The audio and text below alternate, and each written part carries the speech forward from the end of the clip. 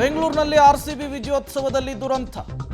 ಸರ್ಕಾರದ ಎಡವಟ್ಟೆ ಈ ದುರಂತಕ್ಕೆ ಕಾರಣವಾಯ್ತಾ? ಸರ್ಕಾರದ ವಿರುದ್ಧ ವಿಪಕ್ಷಗಳು ಮುಗಿಬಿದ್ದಿದ್ದಾವೆ. ಇದೇ ವಿಚಾರವನ್ನು ಅಸ್ತ್ರ ಮಾಡಿಕೊಂಡಿದ್ದಾವೆ.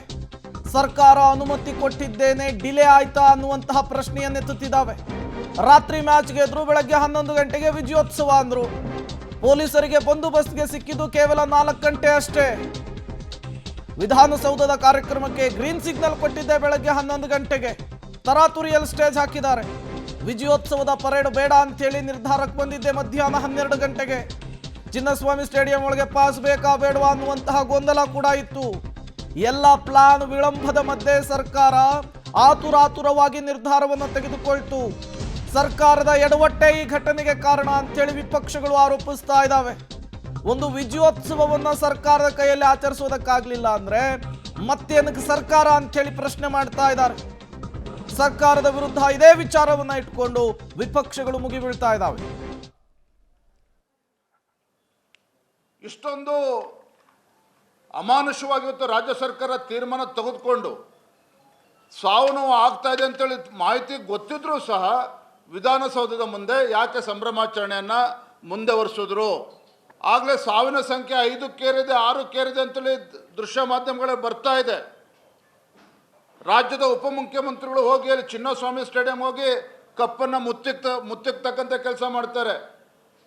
ಮತ್ತೊಂದು ಕಡೆ ವಿಧಾನಸೌಧದಲ್ಲಿ ಸೆಲ್ಫಿಗಳ ಭರಾಟೆ ಆಡಳಿತ ಪಕ್ಷದವ್ರದ್ದು. ಇಷ್ಟೊಂದು ಇನ್ಸೆನ್ಸಿಟಿವ್ ಆಗಿ ರಾಜ್ಯ ಸರ್ಕಾರದ ನನ್ನ ನಡವಳಿಕೆ ಖಂಡಿತ ಇದು ಖಂಡನಾರ್ಹ. ಮತ್ತು ಮುಖ್ಯಮಂತ್ರಿಗಳ ಹೇಳಿಕೆನ ನಾನು ಗಮನಿಸ್ತಾ ಇದ್ದೆ. ನಾವು ನಿರೀಕ್ಷೆ ಮಾಡಿರಲಿಲ್ಲ, 30-40 ಸಾವಿರ ಜನ ಬರ್ಬೋದು ಅಂತ ಅಂದ್ಕೊಂಡಿದ್ವಿ, 1.5-2 ಲಕ್ಷ ಜನ ಬಂದರು. That it self is the admission of failure by the chief minister of the state. 18 ವರ್ಷಗಳ ನಂತರ ಪ್ರಪ್ರಥಮವಾಗಿ RCB ಗೆದ್ದಿದೆ ಫೈನಲ್ಸ್ನಲ್ಲಿ. ಬರೀ 30-40 ಸಾವಿರ ಜನ ಸೇರ್ತಾರೆ ಅಂತೇಳಿ ನಾವು ಅಂದ್ಕೊಂಡಿದ್ವಿ. 1.5-2 ಲಕ್ಷ ಜನ ಬಂದಿದ್ದಾರೆ ಅಂತ ಹೇಳ್ತಾರೆ ಮುಖ್ಯಮಂತ್ರಿಗಳು, ಗೃಹ ಸಚಿವರು, ಉಪಮುಖ್ಯಮಂತ್ರಿಗಳು ಹೇಳ್ತಾರೆ ಅಂತ ಹೇಳಿದ್ರೆ ಇದೇ ರಾಜ್ಯ ಸರ್ಕಾರದ ಫೇಲ್ಯೂರ್ ಇದು. ಅಂದರೆ ಯಾವ ರೀತಿ ಅವ್ರದ್ದು ಪ್ರಿಪೇರ್ಡ್ನೆಸ್ ಇತ್ತು, ಇಷ್ಟು ದೊಡ್ಡ ಸಂಖ್ಯೆಯಲ್ಲಿ ಅಭಿಮಾನಿಗಳು ಬರ್ತಾರೆ ಅಂತಕ್ಕಂಥ ಕನಿಷ್ಠ ಮಾಹಿತಿನೂ ಕೂಡ ರಾಜ್ಯ ಸರ್ಕಾರಕ್ಕೆ ಮುಖ್ಯಮಂತ್ರಿಗಳು ಇರಲಿಲ್ಲ ಅಂತ ಹೇಳಿದ್ರೆ ನೋಡಿ, ಅಲ್ಲಿ ಘಟನೆ ನಡೆದಂಥ ಸ್ಥಳದಲ್ಲಿ ಆಂಬ್ಯುಲೆನ್ಸ್ ವ್ಯವಸ್ಥೆ ಇರಲಿಲ್ಲ, ಪೊಲೀಸ್ ವ್ಯವಸ್ಥೆ ಸರಿಯಾಗಿರಲಿಲ್ಲ. ಮುಖ್ಯಮಂತ್ರಿಗಳು ಹೇಳಿಕೆ ಗಮನಿಸಿ, ನಿನ್ನೆ ವಿಧಾನಸೌಧದ ಹತ್ತಿರ ಯಾವುದೇ ಒಂದು ದುರ್ಘಟನೆ ನಡೆದಿಲ್ಲ, ಚಿನ್ನಸ್ವಾಮಿ ಸ್ಟೇಡಿಯಂ ಹತ್ರ ಮಾತ್ರ ನಡೆದಿದೆ ಅಂತೇಳಿ ತಮ್ಮ ಜವಾಬ್ದಾರಿಯಿಂದ ನುಣುಚ್ಕೊಳ್ತಕ್ಕಂಥ ಕೆಲಸ ನಿನ್ನೆ ಸ್ವತಃ ಮುಖ್ಯಮಂತ್ರಿಗಳು ಮಾಡಿದ್ದಾರೆ. ಮಾನ್ಯ ಮುಖ್ಯಮಂತ್ರಿಗಳೇ, ಯಾವಾಗ ನೀವು ರಾಜ್ಯ ಸರ್ಕಾರ ವಿಧಾನಸೌಧದ ಮುಂದೆ ಗೆಲುವಿನ ಸಂಭ್ರಮಾಚರಣೆ ಮಾಡಬೇಕು ಅಂತೇಳಿ ನೀವು ತೀರ್ಮಾನ ಮಾಡಿದ್ರೋ, ಅರ್ಧಕ್ಕರ್ಧ ಪೊಲೀಸ್ ವ್ಯವಸ್ಥೆ ಏನಿತ್ತು, ಮುಖ್ಯಮಂತ್ರಿಗಳು, ಮಂತ್ರಿಗಳು, ಇವರ ಸಚಿವ ಸಂಪುಟದ ಸದಸ್ಯರಿಗೆ ಒಂದು ಸೆಕ್ಯೂರಿಟಿ ಕೊಡಬೇಕು, ಅದಕ್ಕೆ ಅರ್ಧಕ್ಕರ್ಧ ಪೊಲೀಸರು ಕೂಡ ಎಲ್ಲರೂ ಕೂಡ ಇಲ್ಲಿ ವಿಧಾನಸೌಧ ಹತ್ರ ಇದ್ದರು. ಹಾಗಾಗಿ ನಾವು ಹೇಳ್ತಾ ಇದ್ದೇನೆ, ಏನು ನಿನ್ನೆ ದುರ್ಘಟನೆ ನಡೆದಿದ್ದಕ್ಕೆ ಸಂಪೂರ್ಣವಾಗಿ ರಾಜ್ಯ ಸರ್ಕಾರವೇ ಹೊಣೆಯನ್ನು ಹೊರಬೇಕಾಗ್ತದೆ. ರಾಜ್ಯ ಸರ್ಕಾರವೇ ಹೊಣೆಯನ್ನು ಹೊರಬೇಕಾಗ್ತದೆ. ನಾವು ನಿನ್ನೆ ದಿನ ನಾವು ವಿರೋಧ ಪಕ್ಷದ ನಾಯಕರು ಎಲ್ಲರೂ ಸಹ ಬೌರಿಂಗ್ ಹಾಸ್ಪಿಟ್ಲಿಗೆ ವೈದ್ಯರಿಗೆಲ್ಲ ಭೇಟಿ ಕೊಟ್ಟು ಎಲ್ಲರನ್ನ ಭೇಟಿ ಮಾಡಿ ಚರ್ಚೆ ಮಾಡಿ ವಿ ಡಿಮಾಂಡೆಡ್ ಜುಡಿಷಿಯಲ್ ಎನ್ಕ್ವೈರಿ. ಏನು ಮಾಡಿದ್ರು ಮುಖ್ಯಮಂತ್ರಿಗಳೇ? ಒಬ್ಬ ಮ್ಯಾಜಿಸ್ಟ್ರೇಟಿಂದ ಎನ್ಕ್ವೈರಿಗೆ ಆರ್ಡರ್ ಮಾಡಿದ್ದಾರೆ. ಅದರ ಅರ್ಥ ಏನು? ನಿನ್ನೆ ನಡೆದಿರ್ತಕ್ಕಂಥ ದುರ್ಘಟನೆಗೆ ಜವಾಬ್ದಾರಿಯನ್ನು ಹೊತ್ಕೊಳ್ಳೋದಕ್ಕೆ ರಾಜ್ಯ ಸರ್ಕಾರ ತಯಾರಿಲ್ಲ. ನಿನ್ನೆ ಆದಂಥ ವೈಫಲ್ಯಗಳು, ರಾಜ್ಯ ಸರ್ಕಾರದ ಆದಂಥ ವೈಫಲ್ಯಗಳು, ಯಾವುದೋ ಒಂದು ಪ್ರಿಕಾಷನ್ಸ್ ತೆಗೆದುಕೊಳ್ಳದೇನೆ ಇವರ ಜನರ ಸೇಫ್ಟಿಗಿಂತ ಹೆಚ್ಚಾಗಿ ಮುಖ್ಯಮಂತ್ರಿಗಳಿಗೆ, ಮಂತ್ರಿಮಂಡಲದ ಸದಸ್ಯರಿಗೆ ಪಬ್ಲಿಸಿಟಿನೇ ಹೆಚ್ಚಾಯಿತು. ಇವರಿಗೆ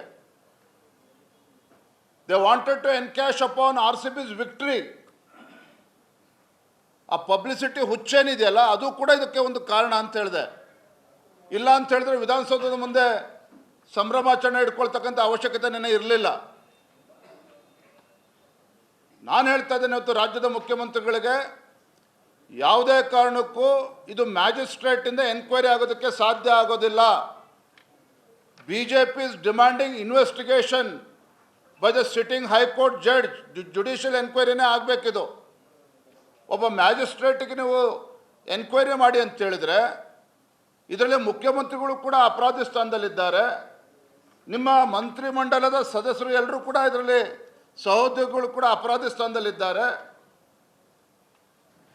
ಹಾಗಾಗಿ ಯಾವುದೇ ಕಾರಣಕ್ಕೊಬ್ಬ ಮ್ಯಾಜಿಸ್ಟ್ರೇಟಿಂದ ಇದು ಎನ್ಕ್ವೈರಿ ಅಲ್ಲ. There should be a proper judicial enquiry by a sitting high court judge.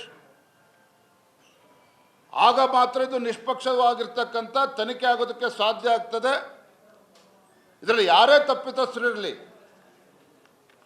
ಅವ್ರನ್ನ ಕರೆದು ವಿಚಾರಣೆ ಮಾಡಿ ಇದು ಯಾರು ತಪ್ಪಿತಸ್ಥರು ಅನ್ನೋದನ್ನು ನಿರ್ಧಾರ ಮಾಡೋದಕ್ಕೂ ಕೂಡ ಸಾಧ್ಯ ಆಗ್ತದೆ. ಹಾಗಾಗಿ ಮುಖ್ಯಮಂತ್ರಿಗಳು ತಮ್ಮ ಹೊಣೆಗಾರಿಕೆಯಿಂದ ತಪ್ಪಿಸ್ಕೊಳ್ದೇನೆ ಇದೊಂದು ನ್ಯಾಯಾಂಗ ತನಿಖೆ ಆಗಬೇಕು, ಸಿಟ್ಟಿಂಗ್ ಹೈಕೋರ್ಟ್ ಜಡ್ಜಿಂದನೇ ತನಿಖೆ ಆಗಬೇಕು ಅನ್ನುವ ಆಗ್ರಹವನ್ನು ಇವತ್ತು ನಾವು ಮಾಡ್ತಾ ಇದ್ದೇವೆ.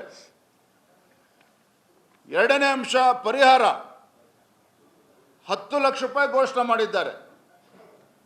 ಅರೆ, ಇತ್ತೀಚೆಗೆ ಕೇರಳದಲ್ಲಿ ಆನೆ ತುಳಿತಕ್ಕೆ ಒಳಗಾಗಿ ಇದು ಬಿಜೆಪಿಯ ರಾಜ್ಯಾಧ್ಯಕ್ಷರಾದಂತಹ BY ವಿಜಯೇಂದ್ರ ಅವರು ನಿನ್ನೆಯ ದುರಂತದ ವಿಚಾರಕ್ಕೆ ಸಂಬಂಧಪಟ್ಟಂತೆ ರಾಜ್ಯ ಸರ್ಕಾರದ ಮುಂದಿಟ್ಟಿರುವಂತಹ ಪ್ರಶ್ನೆಗಳು. ಈಗ ರಾಜ್ಯ ಸರ್ಕಾರ ಇದಕ್ಕೆ ಉತ್ತರವನ್ನು ಕೊಡಬೇಕು. ಜೊತೆಗೆ ಮ್ಯಾಜಿಸ್ಟ್ರೇಟ್ ತನಿಖೆಯ ಅವಶ್ಯಕತೆ ಇಲ್ಲ, ನ್ಯಾಯಾಧೀಶರ ಸಮ್ಮುಖದಲ್ಲಿ ತನಿಖೆ ಆಗಬೇಕು ಅಂತ ಕೂಡ ವಿಪಕ್ಷಗಳು ಪಟ್ಟನ್ನು ಹಿಡಿತಾ ಇದ್ದಾವೆ. ಈ ಮೂಲಕ ನಿನ್ನೆಯ ದುರಂತಕ್ಕೆ ರಾಜ್ಯ ಸರ್ಕಾರವೇ ನೇರ ಹೊಣೆಯನ್ನು ಹೊತ್ಕೊಬೇಕು ಅನ್ನುವಂತಹ ಆಗ್ರಹವನ್ನು ಕೂಡ ಜಾಸ್ತಿ ಮಾಡ್ತಿದ್ದಾರೆ.